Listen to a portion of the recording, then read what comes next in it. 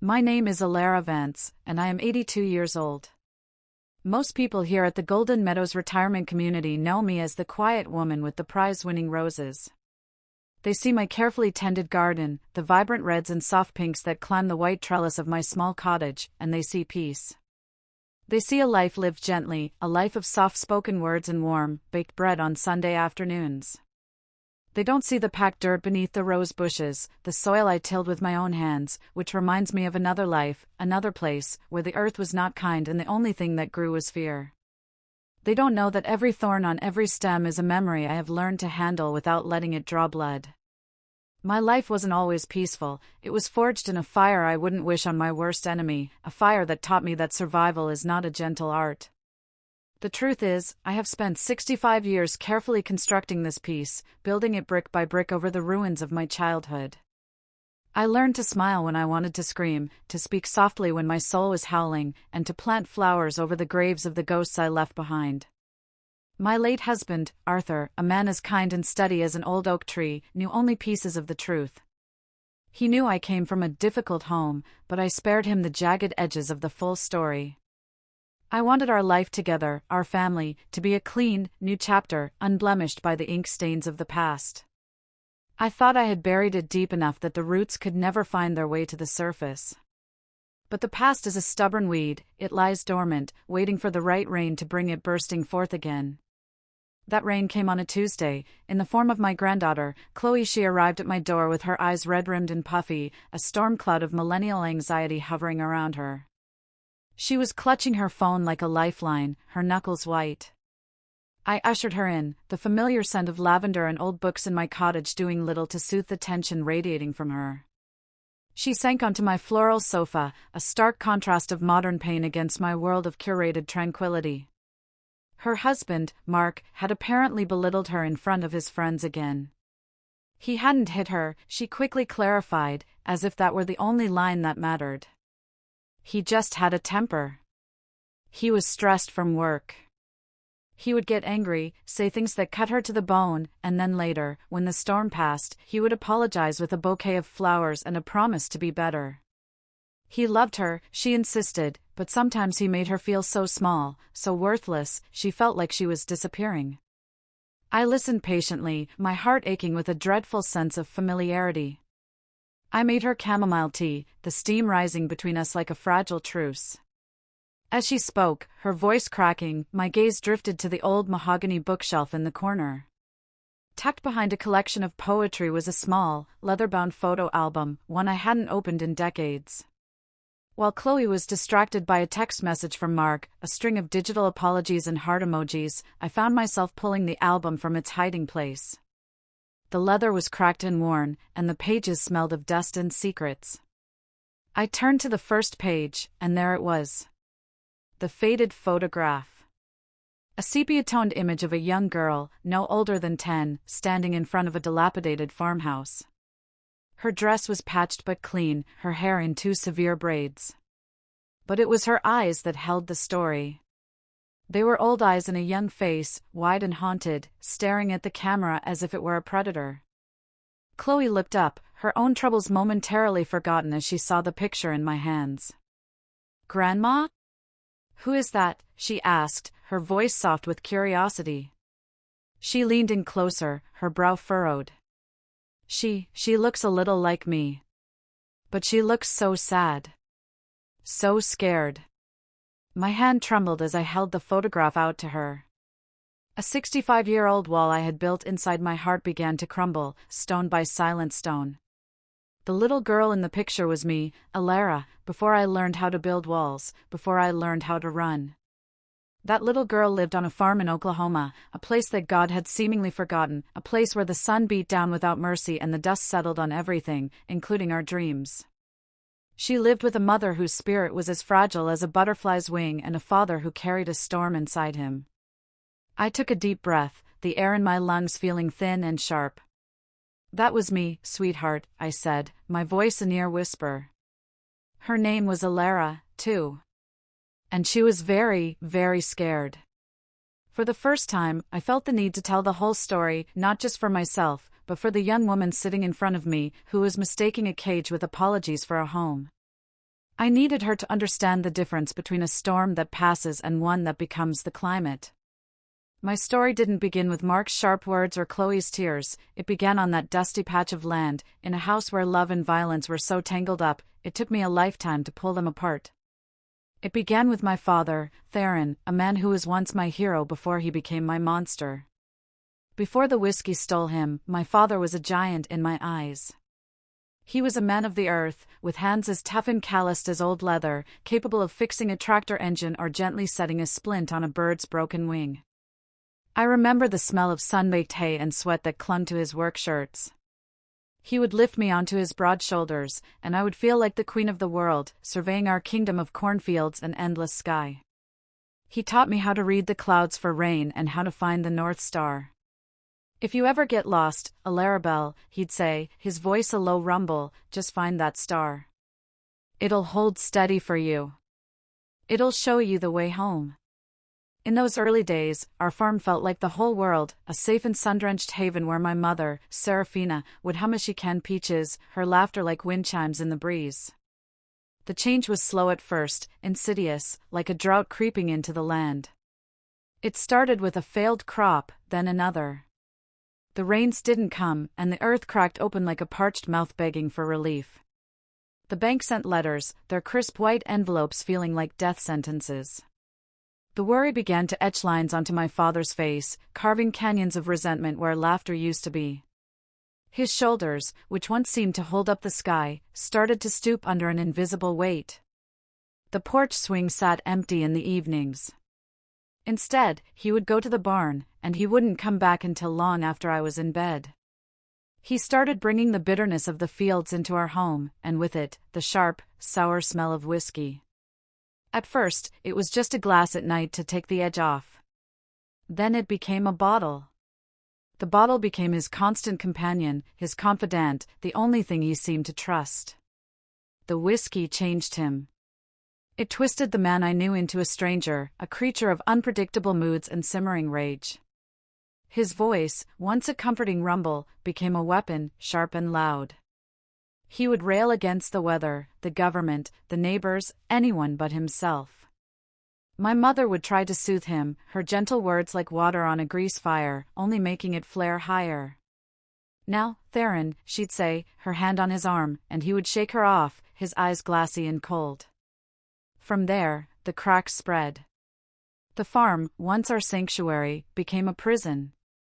The rhythms of our life were no longer dictated by the sun and the seasons, but by the level of whiskey in my father's bottle. We learned to measure his moods by the sound of his footsteps on the porch. A heavy, stomping tread meant a storm was coming. My mother and I became expert meteorologists of his rage, constantly scanning the horizon for the first sign of a squall. The first crack in our foundation wasn't a shout, it was a silence. It was the night my father sold my pony, Daisy, without telling me. Daisy was my best friend, a gentle creature with a soft muzzle and trusting eyes. I came home from school to find her stall empty. When I asked where she was, my father, his breath thick with alcohol, muttered that we needed the money. He wouldn't look at me. I looked at my mother, my eyes pleading for an explanation, for comfort, but she just turned away, her shoulders slumped in defeat. I cried for days, a deep, wrenching grief that a child should never know. It wasn't just about losing my pony, it was about the cold, hard realization that nothing was safe anymore. That was the day the fear first took root in my heart. Looking at Chloe, I folded her hand over the old photograph. "This little girl," I said, my voice finding a new strength, "she had to learn that you can't save someone who is determined to drown. And you can't let them pull you under with them." The silence that followed my father selling my pony was a living thing. It settled over our farmhouse like a thick, choking dust, muffling the sounds that once meant home. The cheerful clatter of my mother's canning jars, the creak of the porch swing, my own humming as I did my chores, it was all swallowed by a heavy, watchful quiet. We learned to communicate in glances, in the slight tensing of a shoulder or the quick, downward cast of the eyes. My mother, Serafina, became a ghost in her own kitchen, her movements fluid and soundless, a dancer in a tragic ballet of self-preservation. She taught me the art of invisibility not with words, but with her own shrinking presence. To be safe was to be unnoticed. To be loved was a luxury we could no longer afford. The quiet was a shield, but it was also a cage, and we were both its prisoners, waiting for a storm we knew was inevitable. The whiskey was no longer a secret kept in the barn. Bottles began to appear on the kitchen counter, amber sentinels guarding the sink. My father, Theron, no longer bothered to hide his dissent. He seemed to flaunt it, as if his pain gave him the right to poison the air we all breathed. His anger, once a slow-burning ember, now flared at the slightest provocation. A misplaced hammer, a meal that was a few minutes late, a question I asked about my schoolwork, anything could be the spark. His words became jagged stones he threw without aiming, meant to bruise and batter our spirits. He would sneer at my mother's mended dress, calling her pathetic. He would look at me, his own daughter, and his eyes would be filled with a chilling emptiness, as if he were looking at a stranger, a reminder of a life of failed dreams and broken promises. He was a man at war with the world, and we were the casualties trapped on his battlefield. My mother tried, in her quiet way, to hold the line. She absorbed his verbal assaults with a stoicism that broke my heart. She would stand perfectly still as he raged, her hands clasped in front of her, her gaze fixed on a point just beyond his shoulder. She never argued, never fought back. She believed, with a desperate and fragile hope, that her stillness could calm his storm. But you cannot calm a hurricane by standing in its path. All you can do is be torn apart. I watched her spirit fray, thread by thread. The soft light in her eyes dimmed until it was barely a flicker. She stopped tending to her small flower garden by the porch, the zinnias and marigolds withered and died, their drooping heads a perfect reflection of the woman who had planted them. Her love for him was a deep and stubborn root, but his rage was an unrelenting poison, and it was seeping into the very soil of her soul. The first time he laid a hand on her, the silence was shattered into a million pieces. It was a Saturday night. The air was thick with the coming rain and the sour smell of whiskey. He had been staring at the unpaid bills on the table, his knuckles white as he gripped the edges. "This is your fault," he slurred, his voice a low growl directed at my mother. "You and your spending." My mother, who hadn't bought herself a new dress in 3 years and who patched our clothes until they were more thread than fabric, simply shook her head. "Theron, that's not fair," she whispered. That whisper was her crime. It was a spark of defiance, a sound where he demanded silence. He rose from his chair, his shadow falling over her like a shroud. The sound of the slap was like a gunshot in the quiet room. It was sharp, ugly, and final. It echoed off the bare wooden walls, a sound that would forever be burned into my memory. I was in the corner, trying to be invisible, but that sound made me solid. It pinned me to the spot. My mother stumbled backward, her hand flying to her cheek, not to soothe the pain, but as if to hold her face together. A dark, ugly mark was already blooming on her pale skin. But the most terrible part was the look in her eyes. It was not just pain or fear. It was a profound and devastating shock, the look of someone who has just seen the person they love transform into a monster right before their eyes. In that moment, the man she had married, the man who had once swung her around in the hayloft with laughter in his eyes, was gone. In his place stood a violent stranger with a familiar face. He looked down at his own hand, a flicker of confusion in his drunken gaze, before his face hardened again into a mask of rage and self-pity. He didn't apologize. He didn't say another word. He simply turned, grabbed a bottle from the counter, and stormed out of the house, slamming the door so hard that a plate rattled off a shelf and shattered on the floor. The sound of the broken plate seemed to finally break the spell. My mother sank into a chair, her body trembling. She still held her hand to her cheek, her shoulders heaving with silent sobs. I ran to her, my small hands touching her arm, wanting to offer a comfort I was too young to understand. "Mama?" I whispered. She flinched at my touch, her eyes wide with a fear that was now directed at everything, even me. "Go to your room, Alara," she said, her voice choked and distant. "Just, go to your room." I obeyed, backing away slowly, my heart a cold, heavy stone in my chest. The broken plate lay on the floor between us, a symbol of everything that had just been destroyed. That night, as I lay in my bed, I listened to the storm break outside, the rain lashing against the windows. But the storm inside our house was far more terrifying. I could hear my mother weeping in the other room, a sound more painful than any thunder. I heard my father return hours later, stumbling through the house, muttering to himself. The foundation of my world had cracked. The unspoken rule, that his anger was made of words and noise but not of violence, had been broken. I knew, with the chilling certainty of a child who has seen too much, that this was not the end. It was the beginning. The first slap was the breaking of a dam, and I was terrified of the flood that was sure to follow. The man who taught me to look to the North Star for guidance was now the terrifying darkness from which I needed to escape. The days that followed were thick with a new kind of tension. The air was charged, like the moments before a lightning strike. My mother moved through her chores with a new, frantic energy, as if staying busy could keep the demons at bay. She wore her hair differently, trying to hide the fading bruise on her cheek, but I could still see it. It was a constant, visible reminder of the line that had been crossed. My father, in the sober light of day, was sullen and withdrawn. He never mentioned what had happened, and his silence was a form of denial, a refusal to acknowledge the monster he had become. But the monster was always there, lurking just beneath the surface, waiting for the whiskey to call it forth. We were living with a ticking bomb, and the sound of the clock was the glug of liquor pouring from a bottle.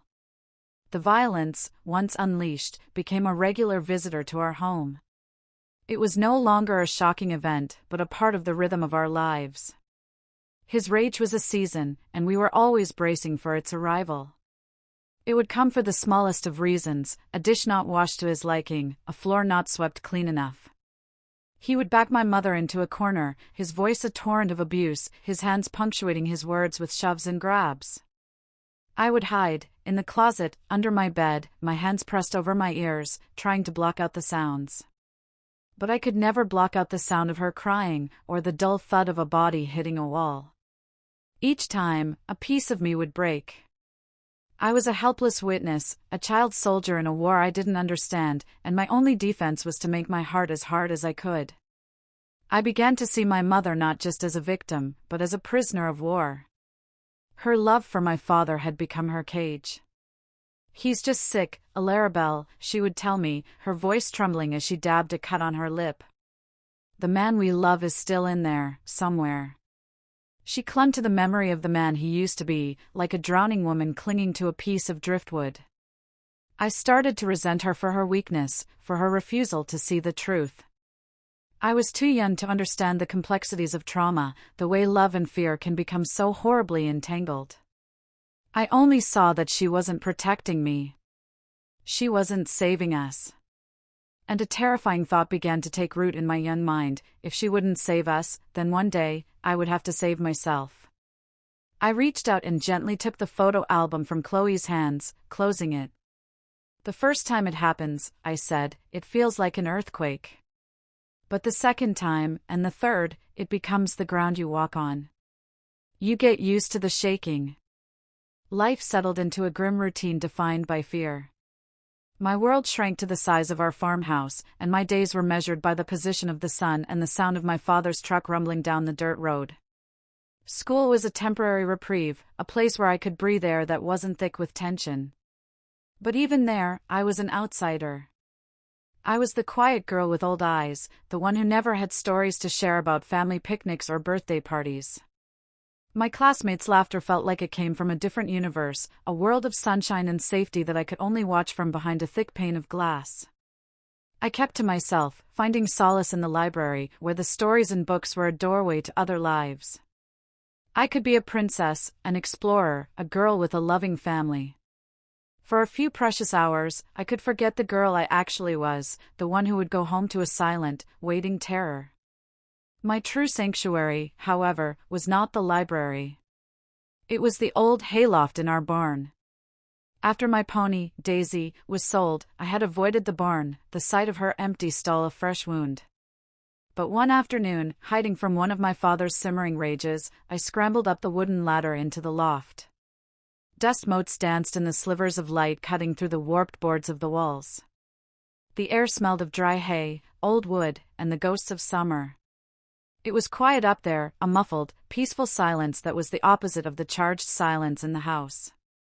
I found a loose board near the back wall, and behind it, a small, dark space. It became my fortress. I lined it with an old horse blanket and began to fill it with my treasures, a bird's nest that had fallen from a tree, a smooth, gray river stone, and the few books I managed to borrow from the school library. It was my secret kingdom, a place where his anger couldn't reach me. Up in that hayloft, I started to live a second, hidden life. I would do my chores with frantic speed, then slip away to my hideout. I read every book I could get my hands on, traveling to faraway lands and meeting characters who were brave and kind. Reading taught me that the world was bigger than our failing farm in Oklahoma. It taught me there were other ways to live, other kinds of people. The stories gave me an education my small country school never could. They taught me about resilience, about hope, and about the idea that you could write your own ending. I started to write myself, scratching out stories on scraps of paper with a pencil stub. I wrote about a girl who could talk to animals, a girl who could fly away from a rickety old farmhouse and see the whole world. Writing was my escape, a way to process the ugliness around me by creating something beautiful, something that was mine alone. My mother knew about my hideout. She never spoke of it, but sometimes when my father was in a particularly foul mood, I would see her glance toward the barn, a silent message in her eyes: go. Be safe. Her own form of escape was denial. She threw herself into her work with a desperate intensity, scrubbing floors that were already clean, mending clothes that had no tears. She was trying to build a fortress of normalcy around us, hoping that if she acted like everything was fine, it would somehow become true. But her hands trembled constantly, and at night, I would hear her muffled sobs through the thin walls. The beatings had become more frequent. They were no longer shocking events but a regular feature of our lives, as predictable as the setting sun. She would cover the bruises with makeup and long sleeves, but she couldn't hide the ever-present fear in her eyes. One afternoon, I came home from school to find a strange atmosphere in the house. It was quiet, but it was a different kind of quiet. A hopeful quiet. My mother was humming, a sound I hadn't heard in years. She was packing a small box with preserves and freshly baked bread. "We're going to visit your Aunt Clara," she said, her voice light and airy. Aunt Clara was her sister who lived 3 states away, a name I had only heard in whispers. Hope, fierce and dangerous, exploded in my chest.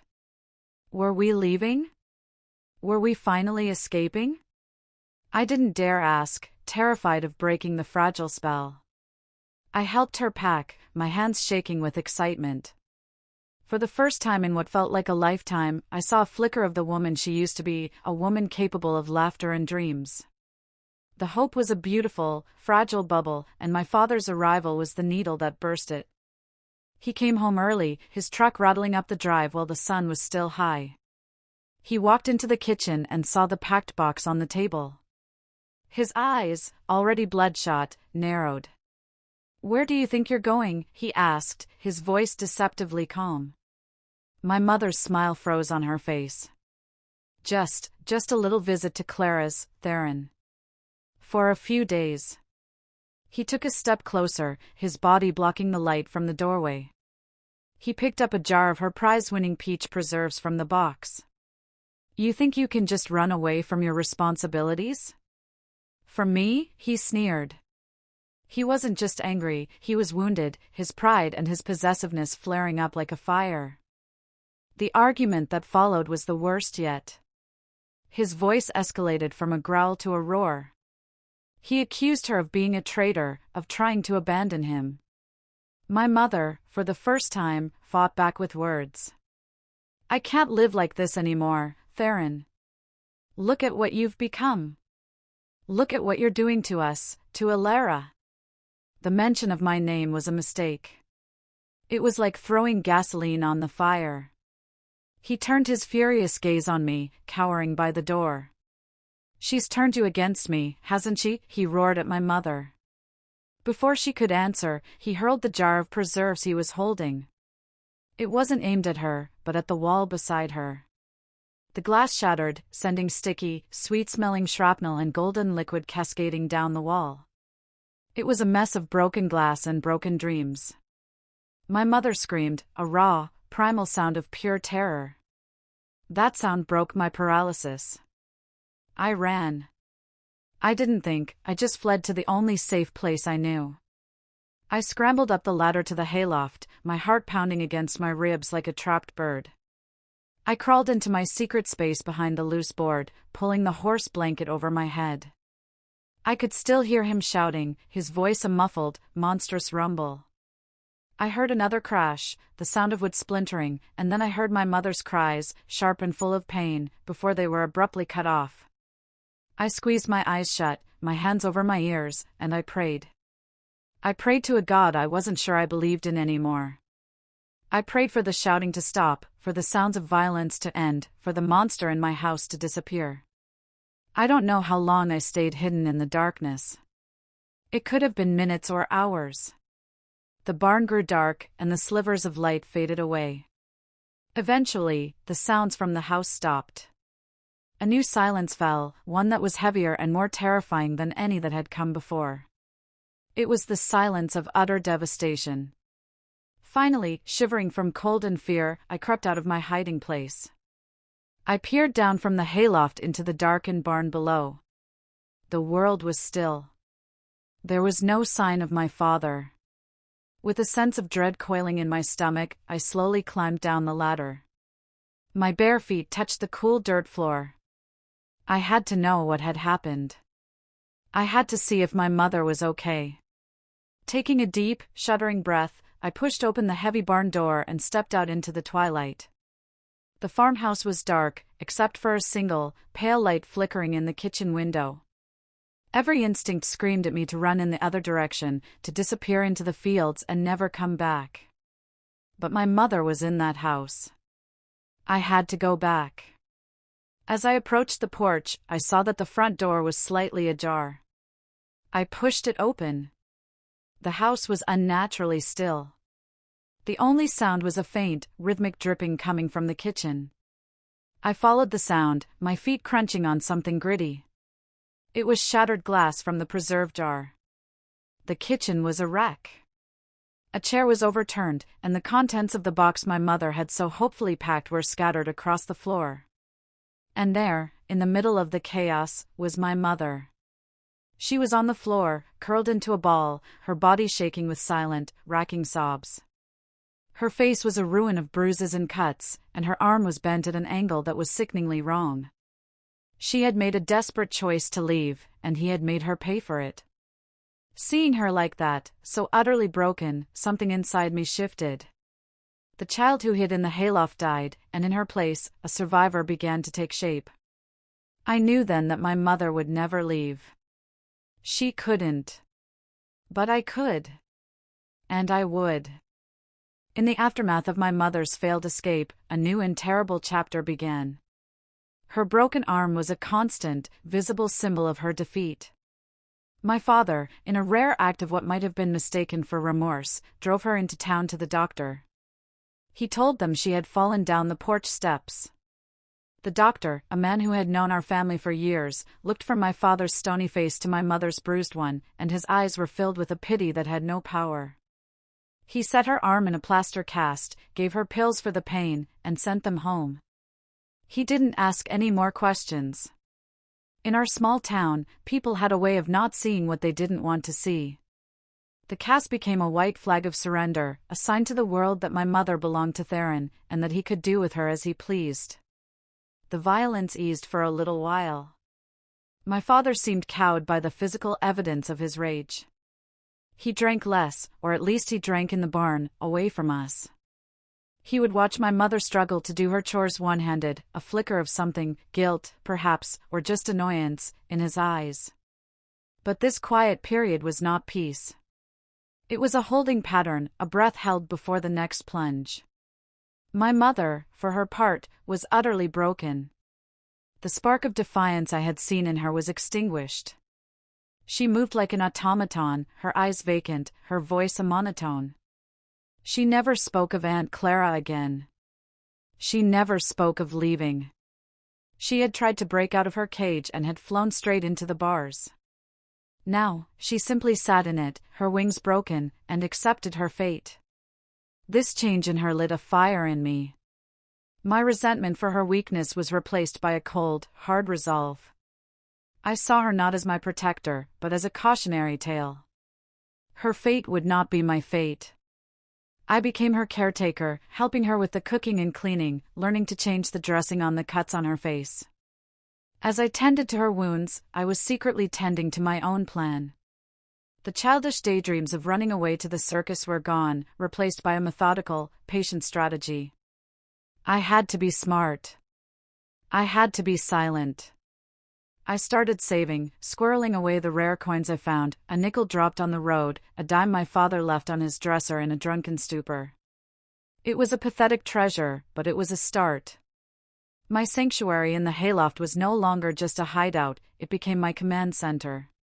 One rainy afternoon, while my father was in town and my mother was asleep, exhausted from the pain medication, I was cleaning their bedroom. It was a task I hated.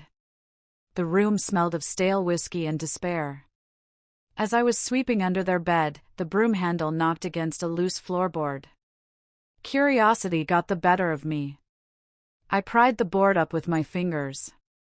Beneath it, nestled in the dark, dusty space, was a small tin box, the kind that held fancy biscuits. My heart hammered against my ribs. I knew, instinctively, that this was my mother's secret. I lifted it out. It was heavier than it looked. With trembling hands, I opened the lid. Inside, nestled in yellowed cotton, was a small stack of money. Dollar bills, carefully folded. And beneath the money, a small, silver locket and a bus ticket. One way. To a town in Oregon I had never heard of. I stared at the contents of the box, my mind reeling. This was her real escape plan. Not a short visit to her sister, but a complete disappearance. She had been saving, just like me, but she had been far more successful. I counted the money. There was over $200, a fortune to a girl like me. It was a sum that represented years of careful, secret saving, money skimmed from the groceries, the secret sale of a few hens' eggs. This tin box held all her hopes, all her courage. And she hadn't used it. She had lost her nerve, or perhaps she had been waiting for the right moment, a moment that never came. A wave of profound sadness washed over me. This box was the grave of her freedom. She had given up. But as I looked at the money, at the bus ticket to a place far, far away, a new, dangerous thought took root. She had given up. But I hadn't. I put the box back exactly as I had found it, my mind racing. The knowledge of its existence changed everything. It was a tangible possibility, a real path out. I didn't feel guilty about the idea of taking it. I saw it as a legacy. She couldn't use it to save herself, but maybe she had saved it for me. I began to watch my father with a new intensity, not just with fear, but with the cold, calculating eye of an opponent. I studied his routines, his moods, the patterns of his drunkenness. I needed to know the perfect time to make my move. The money and the ticket were my keys, but timing was the door. I had to wait for the right moment, an opportunity when he would be gone long enough for me to disappear completely. The opportunity came a few weeks later. A cousin of his, 2 counties over, passed away. The funeral was on a Saturday. My father announced he would be gone all day and would likely stay the night, drinking with his brothers after the service. It was the break I had been waiting for. The night before he left, a terrible storm raged outside, mirroring the one in my heart. As I lay in bed, listening to the wind howl, I felt a strange mixture of terror and exhilaration. This was it. Tomorrow, my life would change forever.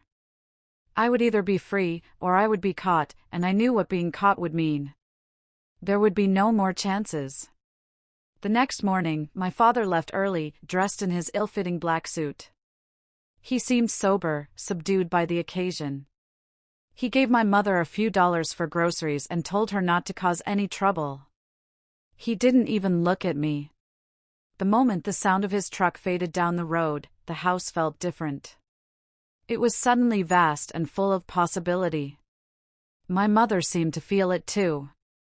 A little bit of life returned to her eyes.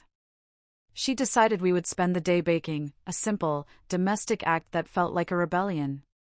As we worked, kneading dough side by side in the quiet kitchen, I almost lost my nerve. How could I leave her? How could I abandon her to face him alone when he returned? I looked at her, at the deep, sad lines around her eyes, at the way her hand trembled as she sprinkled flour on the counter. And in that moment, I knew I had to leave for her. Staying meant becoming her. It meant letting him destroy 2 lives instead of just one. That afternoon, while she was napping, her arm finally free of its cast but still weak, I crept into her bedroom. My heart was a frantic drum against my ribs. I lifted the loose floorboard. The tin box was still there. I opened it, and my breath caught in my throat. The money was there, but the bus ticket was gone. Panic seized me. Had she moved it? Had she destroyed it? I rummaged through the box, my fingers searching desperately. Tucked into the fold of the last dollar bill was a small, folded piece of paper. It wasn't the ticket. It was a note, written in my mother's shaky hand. Elarabelle, it read. This is for you. Don't make my mistakes. The North Star is waiting. I love you. And at the bottom, an address.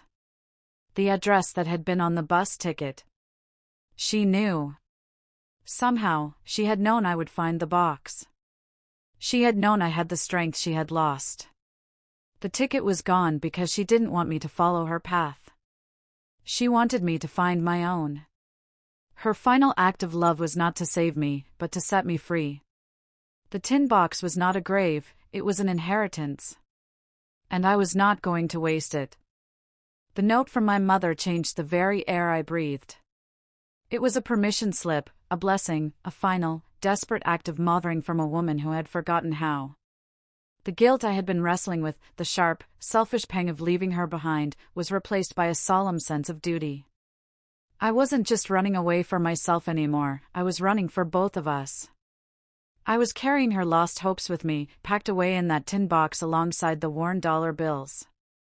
I spent the rest of that Saturday in a state of suspended animation, every nerve ending tingling with anticipation. I helped my mother with dinner, my movements calm and measured, a stark contrast to the frantic storm inside me.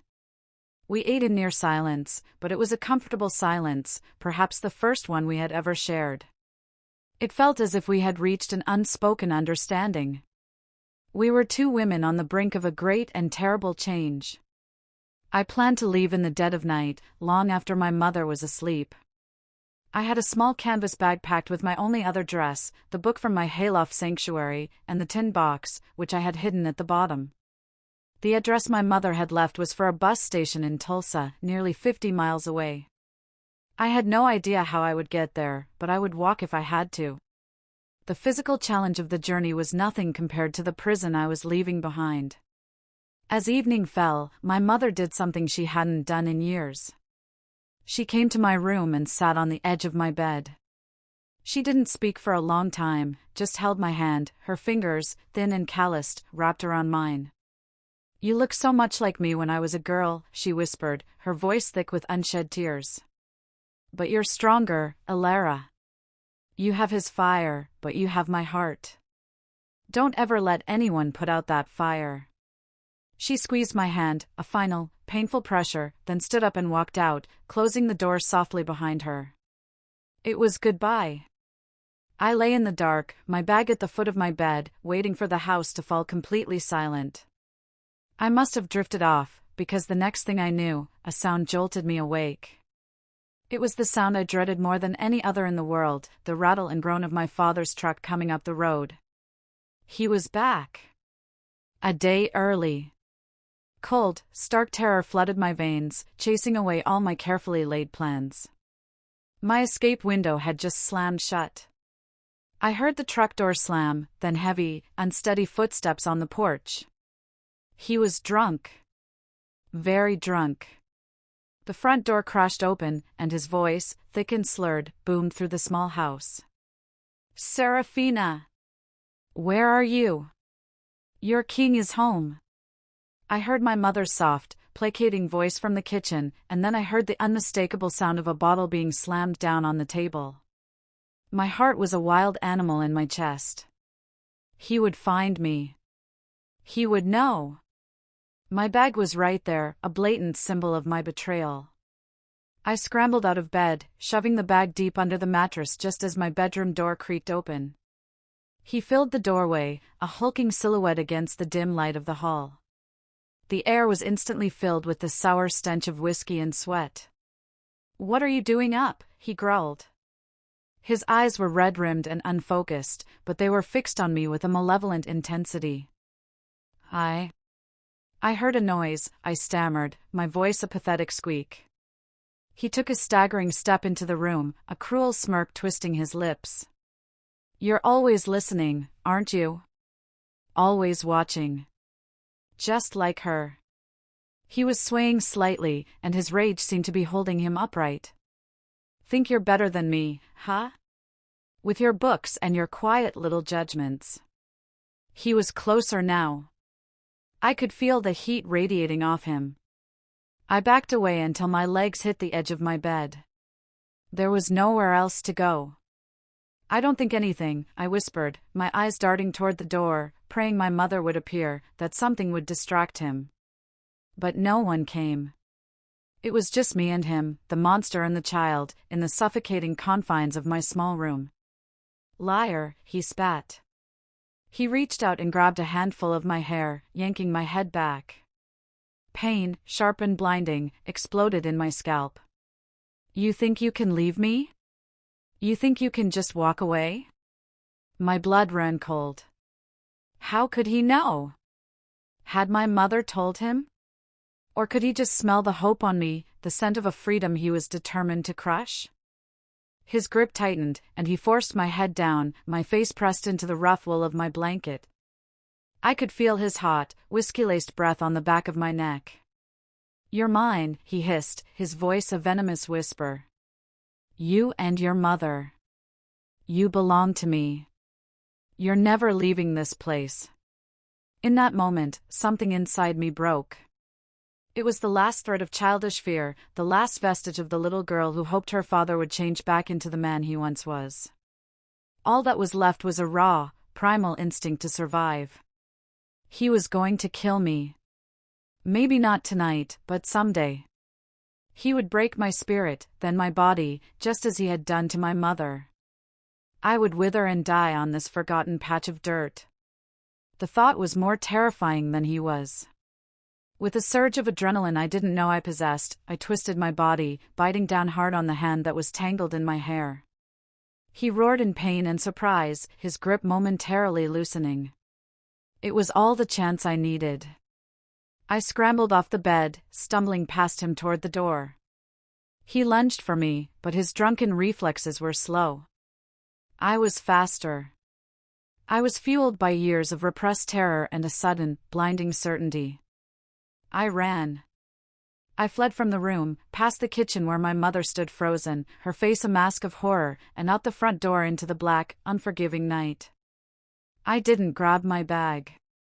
I didn't have the money or the dress or the book. I had nothing but the clothes on my back and the address in my head. I heard him shout my name from the porch, a sound full of murderous rage. I didn't look back. I just ran, my bare feet pounding against the hard-packed dirt of the road, the North Star, the one he had taught me to find, shining cold and distant above me. I was finally, truly, running for my life. The night swallowed me whole. I ran with the frantic, desperate energy of a cornered animal, my lungs burning, my bare feet screaming in protest against the sharp gravel of the road. The sound of my father's enraged shouts faded behind me, replaced by the pounding of my own heart and the ragged gasps of my breath. The darkness was absolute, broken only by the cold, indifferent light of the stars. I didn't dare look back. I was terrified I would see the headlights of his truck, a monstrous beast coming to drag me back to the cage I had just escaped.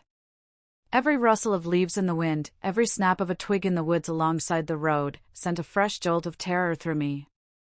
I was 12 years old, alone, and running from the only home I had ever known, a place that had become more dangerous than any stranger I might meet in the night. I had no sense of time or distance. I just put one foot in front of the other, propelled forward by pure adrenaline and the image of my father's face, twisted with hate. The initial burst of speed eventually gave way to a punishing, shuffling jog. My feet were raw and bleeding, and a sharp stitch in my side made every breath an agony. I finally stumbled to a halt, collapsing behind a thicket of bushes off the side of the road, my body trembling with exhaustion and fear. As I huddled in the darkness, the reality of my situation crashed down on me. I had escaped, but to what? I had no money, no food, no shoes. The carefully saved dollars in the tin box were under my mattress, miles behind me. All I had was the address of the Tulsa bus station, a fragile mantra I repeated over and over in my head so I wouldn't forget. As the first pale light of dawn began to bleed across the horizon, I knew I couldn't stay on the main road. My father would be looking for me. He might even call the sheriff, weaving a tale about a disobedient daughter who had run off. I had to become a ghost. I cut across a field, the wet dew soaking the hem of my thin dress, and started walking through the woods that ran parallel to the road. It was slow going, the underbrush tearing at my clothes and scratching my legs, but it felt safer. The world was waking up around me. Birds began to sing, and I heard the distant sound of a tractor starting up. These were the sounds of my childhood, but now they felt alien, part of a life that was no longer mine. Hunger began to gnaw at my stomach, a sharp, hollow ache. Later that day, I came upon a small farmhouse with an apple orchard behind it. A woman was hanging laundry on a line, her back to me. My stomach cramped at the sight of the house, the simple domesticity of it a painful reminder of what I had lost, and what I had never really had. Desperation won out over fear. I crept into the orchard, my eyes darting toward the woman, and grabbed 2 green apples that had fallen to the ground. They were sour and hard, but they were the most delicious thing I had ever tasted. I ate them huddled behind a tree, my whole body shaking, feeling like a common thief. The shame was a bitter taste in my mouth, but the hunger was stronger. I was learning the first rule of survival: you do what you have to do. For 2 days, I traveled like that, a phantom moving through the edges of the world. I walked until my feet were a mess of blisters and cuts, and I slept in barns or under the cover of dense trees, waking up cold, stiff, and terrified. I drank from cattle troughs and streams, my thirst overwhelming any thoughts of cleanliness. I was becoming feral, shedding the skin of the girl I was and turning into something tougher, leaner, more attuned to the rhythms of survival. On the 3rd day, I finally reached the outskirts of a larger town. The sight of paved streets, streetlights, and cars was overwhelming after the quiet desolation of the countryside.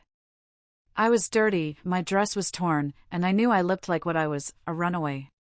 People stared at me, their faces a mixture of pity and suspicion. I kept my head down, avoiding eye contact, and just kept walking. My luck turned at a small roadside diner on the edge of town. An older woman with kind eyes and a tired face was outside, sweeping the front steps. She saw me hesitating across the street, saw my bare, bloody feet and the desperate look on my face. Instead of shooing me away, she put down her broom. "You look like you could use a hot meal, honey," she said, her voice gentle. Tears sprang to my eyes, a reaction that surprised me with its intensity. I hadn't cried since I left. There hadn't been time. I simply nodded, unable to speak past the lump in my throat. Her name was Marge, and she sat me down in a booth at the back of the diner and brought me a plate of pancakes and a tall glass of milk. I ate like a starved wolf, not even tasting it, just filling the desperate emptiness inside me. Marge didn't ask too many questions. I think she knew that my story was not one for casual conversation. I told her a half-truth, that I was trying to get to Tulsa to meet my aunt. She looked at my feet and shook her head. "You won't make it there walking, child." She disappeared into the back and returned with a pair of old, worn-out sneakers that belonged to her son and a thick pair of socks. They were too big, but they felt like heaven on my shredded feet. Then she did something I will never forget. She pressed a crumpled $10 bill into my hand. "There's a bus that leaves in an hour. It'll get you to Tulsa," she said. "Don't you look back, you hear me? Whatever you're running from, you just keep going forward." I tried to thank her, but the words wouldn't come. I just looked at her, my heart overflowing with a gratitude so immense it was painful. She was the first stranger who had ever shown me true kindness, a selfless act of humanity that stood in stark contrast to the cruelty I had known. Her gift was more than just shoes and money, it was a sign that the world was not entirely made of monsters. There was goodness in it, too. An hour later, I was sitting on a rumbling bus, watching the town disappear through the dirty window. With Marge's $10, I had bought a ticket that would take me the rest of the way. I was still scared, still alone, but for the first time, I felt a flicker of something new.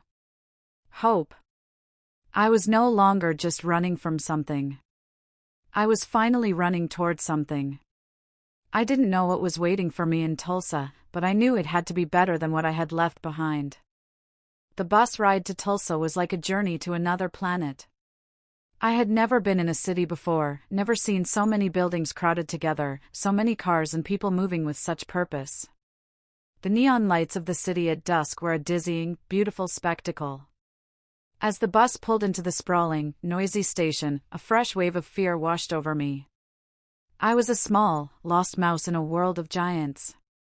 I clutched the address my mother had written down, the paper now soft and worn from my nervous fingers. It was my only lifeline in this overwhelming new place. Getting off the bus, I was immediately swept up in the current of the crowd, the cacophony of announcements, shouting, and rolling suitcases, a stark contrast to the country silence I was used to. I showed the address to a tired-looking man behind a ticket counter. He grunted and pointed me toward a city bus stop outside. The journey across town was another revelation. I stared out the window at the endless rows of houses, each with its own small patch of lawn, so different from the vast, empty fields I knew. I saw families on their porches, children playing in the streets. It was a world of normal, everyday life that felt impossibly distant from my own experience. Finally, the bus driver called out my stop. I got off and found myself in a quiet, older neighborhood. The houses were small and a little run down, but they had a certain dignity. I found the right number on a small, neat house with a porch swing and a profusion of climbing roses, their scent sweet in the evening air. For a moment, I was reminded of my own mother's long-neglected garden, and a pang of sorrow shot through me. Taking a deep breath, I walked up the steps and knocked on the door. It was opened by a woman who looked like a slightly older, more careworn version of my mother. She had the same gentle eyes, but hers held a spark of resilience that my mother's had lost. This had to be my Aunt Clara. "Can I help you?" she asked, her voice cautious. I couldn't find my own. I just held out the crumpled note from my mother. She took it, her brow furrowed in confusion. As she read the words, her face transformed. Shock, then recognition, then a deep, heartbreaking sadness. Her eyes lifted from the paper and met mine. "Serafina," she whispered, her voice breaking. Then, looking at me, really looking at me, she said, "No. You're Alara." She threw the door open and pulled me into an embrace, holding me so tightly I could barely breathe. "Oh, you poor child. You poor, brave child. Come in out of the dark." And just like that, I had a home. Aunt Clara lived alone, her husband had passed away years ago, and her children were grown and gone. Her house was small and cluttered with books and knitting projects, but it was warm and safe. It was a haven. That first night, she didn't press me for details. She saw my exhausted, battered state and simply took care of me. She drew me a hot bath, gave me a soft nightgown to wear, and made me a bowl of soup that warmed me from the inside out. As I soaked in the tub, watching the dirt and grime of my journey swirl down the drain, I felt like I was washing away my old life. When I finally crawled into the guest bed, between clean, lavender-scented sheets, my body gave into an exhaustion so profound it felt like I was sinking into the mattress. For the first time in my life, I slept without fear. Life with Aunt Clara was quiet and gentle. She was a woman of routine and simple pleasures. She worked part-time at the local library, a fact that seemed like a miracle to me. She brought books home for me every day, and my world, which had been so brutally small, began to expand. I devoured stories, histories, poems. I learned about the world, about art, about science. The library became my second home, and the books were my teachers and my friends. Clara officially enrolled me in the local school, and while I was still shy and withdrawn, I excelled. For the first time, getting good grades wasn't a danger. It was a source of pride. Aunt Clara would praise my report cards, her eyes shining, and tell me I could be anything I wanted to be. No one had ever said that to me before. But the past was not a ghost that could be easily banished.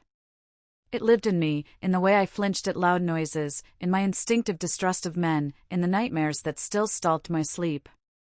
I would wake up in a cold sweat, the phantom feeling of my father's hand in my hair, his voice hissing in my ear. Clara was patient. She would sit with me in the dark, humming a soft tune until the terror subsided. She told me stories about my mother when they were girls, stories of a vibrant, laughing young woman full of hopes and dreams. It was painful to hear, to reconcile the girl in her stories with the broken woman I had left behind. "Your mother is a good woman, Alara," Clara would say, her voice full of sorrow.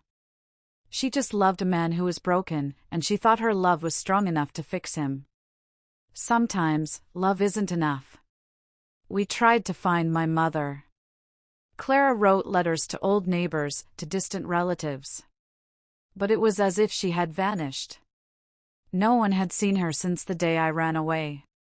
My father, we learned, had told everyone that his wife and daughter had run off together, abandoning him. He played the victim, and in a town that didn't like to look too closely at ugly things, people believed him. He had sold the farm and moved away, leaving no forwarding address. They were both gone, erased. The not knowing was a constant, dull ache in my heart. Was my mother safe? Did she ever escape? Or was she still with him, somewhere out there, suffering in silence? It was a question that would haunt me for years, a loose thread in the tapestry of my new life. But as the months turned into years in the safety of Aunt Clara's house, I began to heal. The haunted girl in the photograph was slowly, carefully, learning how to smile again. The years in Tulsa passed in a blur of quiet healing. Under Aunt Clara's gentle care, I blossomed. I finished high school at the top of my class and, with Clara's encouragement and a patchwork of scholarships, I went to college to study botany. Plants made sense to me. They were predictable. You gave them sun, water, and good soil, and they grew. They didn't have hidden tempers or unpredictable rages. They reached for the light, and I found a deep, abiding peace in helping them do so. I surrounded myself with life, with growth, with the quiet, steady work of nurturing things. My gardens were my therapy, a place where I could take something broken, a patch of barren earth, and make it beautiful again. It was my way of proving that new life could grow from scorched ground. After college, I got a job at a local nursery. It was there that I met Arthur Vance. He was a high school history teacher, a kind, steady man with a quiet sense of humor and eyes that held no shadows. He came in one day to buy rose bushes for his mother. I remember being struck by the gentleness of his hands as he inspected the leaves, the patient way he asked questions. He started coming back every weekend, buying more plants than one man could possibly need. Finally, he admitted he was just coming to see me and asked if I would go out for a cup of coffee. I was terrified. The thought of letting a man into my life, of being vulnerable, was like standing on the edge of a cliff. The ghosts of my past were powerful, and they whispered that all men were like my father, that love was just a prelude to pain. But Arthur was patient. He didn't push. He understood, without me having to explain everything, that I had walls around my heart. He spent months, years, carefully dismantling them, not with force, but with unwavering kindness and consistency. He was the calm after my lifelong storm. He never raised his voice. He was a man who communicated with thoughtful words and gentle actions. When I finally told him a sanitized version of my story, that my father was a drinker and my home was unhappy, he didn't flinch. He just took my hand and said, "You're safe now, Alara. I'll never let anyone hurt you again." And I believed him. We married on a sunny afternoon in Aunt Clara's backyard, surrounded by the roses I had planted. It was a small, simple ceremony, but for me, it was a monumental victory.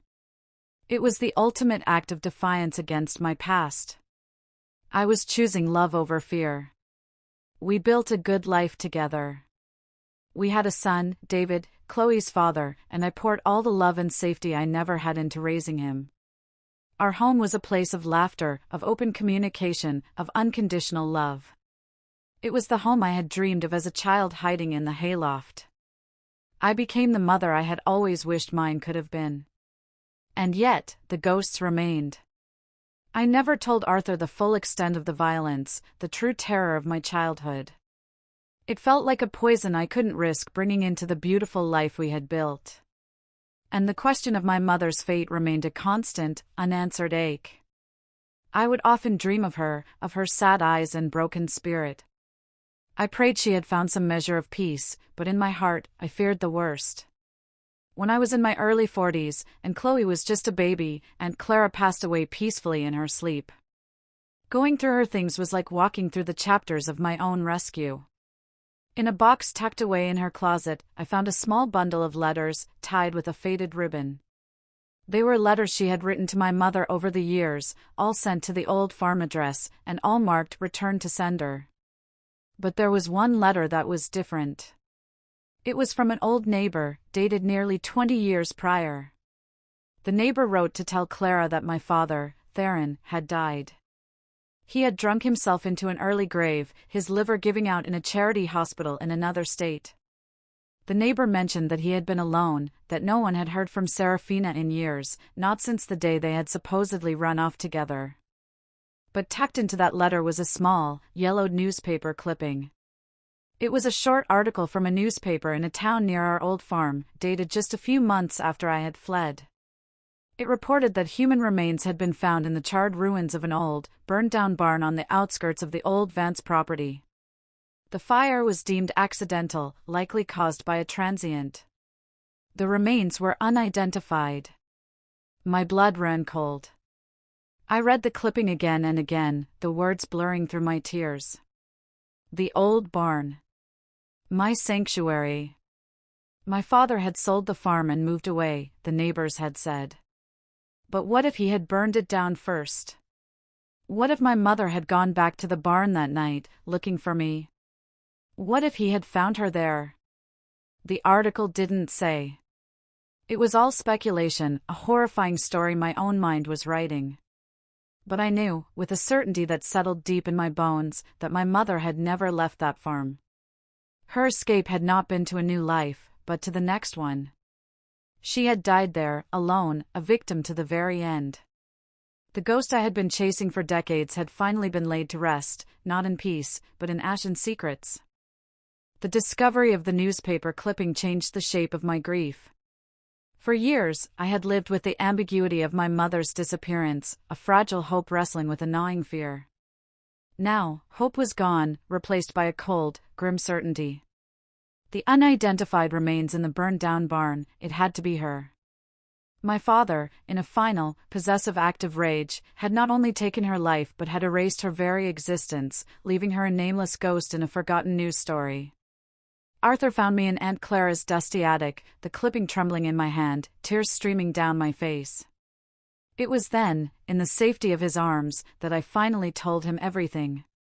The unvarnished, brutal truth of my childhood, the beatings, the terror, the night I ran. I unburdened myself of the poison I had carried for so long, and he simply held me, his love a shield against the ghosts of the past. "We have to go back," I told him a few days later, my voice quiet but firm. "I have to see it. I have to say goodbye." Arthur, my steady rock, simply nodded. Of course, Elara. Whenever you're ready. It took me another year to be ready. A year of processing, of grieving for my mother not as a missing person, but as a murder victim. A year of preparing myself to face the place that had been both my home and my hell. We left our son, David, with a trusted friend and drove the long miles back to Oklahoma. The closer we got, the tighter the knot in my stomach became. The landscape, once so familiar, now seemed alien and menacing. The endless sky that I had once loved now felt oppressive, heavy with unspoken secrets. The small town we drove through had changed, yet it was hauntingly the same. The storefronts were different, but the sleepy, closed-off atmosphere was just as I remembered it. We didn't stop. We drove straight out to the old dirt road that led to the farm. My heart hammered against my ribs as we made the final turn. The farmhouse was gone. In its place stood a newer, prefabricated house, a stranger on our land. A different family lived there now. But the barn, what was left of it, was still there. It was a collapsed, skeletal ruin of charred timbers, overgrown with weeds and ivy, a black scar on the landscape. The sight of it stole the breath from my lungs. My sanctuary. Her grave. Arthur parked the car, and we got out. He took my hand, his grip warm and strong. "Are you sure you want to do this?" he asked gently.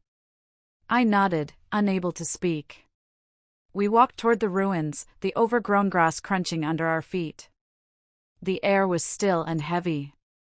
As we stood before the blackened timbers, a flood of memories washed over me, the smell of dry hay, the feel of a book in my hands as I hid in the loft, the sound of my father's rage, the image of my mother's broken body. It was all there, layered on top of each other, a dizzying collage of pain and survival. This place was a tomb, not just for my mother, but for my childhood. I let go of Arthur's hand and walked to the edge of the foundation, my eyes scanning the debris. I wasn't sure what I was looking for. Absolution? A sign? I knelt down, my fingers tracing the edge of a scorched foundation stone. This was where she had died. This was where her hopes and her pain had finally ended, consumed by fire. I thought of the note she had left me, "Don't make my mistakes. The North Star is waiting." She had known she was trapped. She had known her own story was over. But she had made sure mine would be different. Her last act was to point me toward the sky, toward a future, while she was consumed by the earth. I closed my eyes and whispered the goodbye I had never been able to say. "I'm sorry, Mama," I whispered to the wind. "I'm sorry I couldn't save you. But I lived. I lived for both of us." As I knelt there, my hand brushed against something small and metallic in the dirt. I dug it out of the soil. It was tarnished and blackened by fire, but its shape was unmistakable. It was a small, silver locket. The locket from the tin box. I pried it open with my thumbnail. The tiny pictures inside were long gone, burned away, but I knew what they had been. One side would have been a picture of her as a young woman, the other, a picture of me, her baby. She must have kept it, even after she gave me the money. She must have had it with her that night. It was the proof I didn't know I needed. She was here. She was real. And a piece of her had waited here for me to find it. I closed my fist around the locket, the cool metal a comforting weight in my palm. A sense of profound, quiet peace settled over me. I had faced the ghosts of my past, and I had survived. It was time to go home. As we walked back to the car, I didn't look back. The past was finally where it belonged, behind me. I held the small, tarnished locket in the palm of my hand. The light from my living room lamp glinted off its fire-blackened surface. 65 years of peace had been built upon the ashes of that barn, and holding this small piece of it felt like holding my entire history. Chloe sat across from me, her cup of chamomile tea long forgotten, her face pale. The story I had unspooled, a narrative of pain, fear, and survival, had silenced the buzz of her phone and the anxieties of her modern life. She was no longer just listening to her grandmother's past, she was seeing the potential blueprint for her own future, a dark path she was already on. The space between us was thick with unspoken truths, with the weight of generations. I never went back again after that day, I said, my voice soft, closing my fingers around the locket. I had found what I needed. I had said my goodbye. Arthur and I went home, and I focused on the life I had built, on the love I had found. I raised my son, I tended my gardens, and I watched you grow up, my beautiful, bright granddaughter. I did my best to break the cycle, to make sure the poison that ran through my father never touched the future. I thought I had succeeded. My gaze met hers, and for the first time, I let her see all the way into my soul, past the gentle old woman with the prize-winning roses, to the terrified girl running for her life. But that poison is clever, Chloe. It changes its shape. Sometimes it's a fist. Sometimes it's a bottle of whiskey.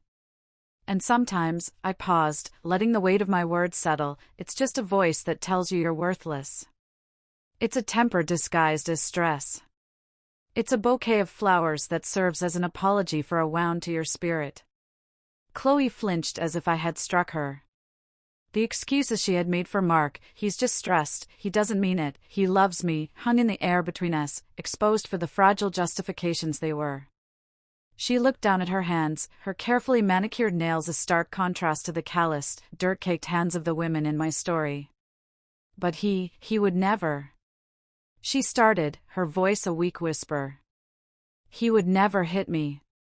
My father never hit my mother until the day he did, I said, my voice firm but not unkind. The abuse doesn't start with a slap, sweetheart. It starts with a word. It starts with a seed of fear, the idea that you have to be careful, that you have to make yourself smaller to avoid an explosion. It starts with you learning to measure your words, to hide your successes, to walk on eggshells in your own home. You are standing in the quiet before the storm, and you are trying to convince yourself it's just a cloudy day. Tears began to stream down her face, silent, fat tears of recognition. The wall of denial she had built around her marriage was crumbling, and the truth was raw and ugly. She wasn't living in a difficult romance, she was living in the first chapter of my story. What do I do? She sobbed, her voice cracking with the pain of a heart breaking open. I love him. But I'm so unhappy. I feel like I'm disappearing, Grandma. I reached across the small table and took her hands in mine. My wrinkled, age-spotted skin covered her smooth, youthful ones. I placed the warm, silver locket into her palm and closed her fingers around it. My mother gave me a gift, I said. She gave me her escape money and a blessing to run. She pointed me to the North Star. Now, I am giving that gift to you. Not money, but clarity. A warning. A choice. I looked her directly in the eye, my voice imbued with the strength of 82 years of survival. You do not have to become my mother. You do not have to wait until your spirit is broken and your arm is in a cast. You do not have to set yourself on fire to keep someone else warm. Your life is your own. Your story is not written yet. You get to decide if this chapter is where you learn to fight, or if it's where you learn to flee. She stared at the locket in her hand, then back at my face. The haunted, confused look in her eyes was slowly being replaced by something else, a flicker of the fire I remembered from my own soul. It was the spark of resolve. She finally understood. She finally saw the cage she was in. She didn't say anything more. She just nodded, a slow, deliberate movement. She wiped her tears, stood up, and for the first time since she had arrived, she looked taller, stronger. She hugged me, a fierce, tight embrace that spoke volumes. Thank you, Grandma, she whispered into my hair. I watched her walk out of my cottage, her back straight, her steps purposeful. She didn't know where she was going yet, but she was no longer lost. She was looking for her own North Star. I went out to my garden as the sun began to set, the sky painted in hues of pink and orange. I touched the soft petal of a rose, its beauty a testament to the resilience of life. My story was one of great sorrow, but it was not a tragedy. It was a story of survival. I had taken the barren, scorched earth of my past and cultivated a life of peace and love. I had survived the fire and learned to grow in the ashes. And now, I had passed that strength on. The cycle was broken. My granddaughter would be free. And in the quiet of my garden, surrounded by the life I had nurtured, I finally, completely, felt at peace.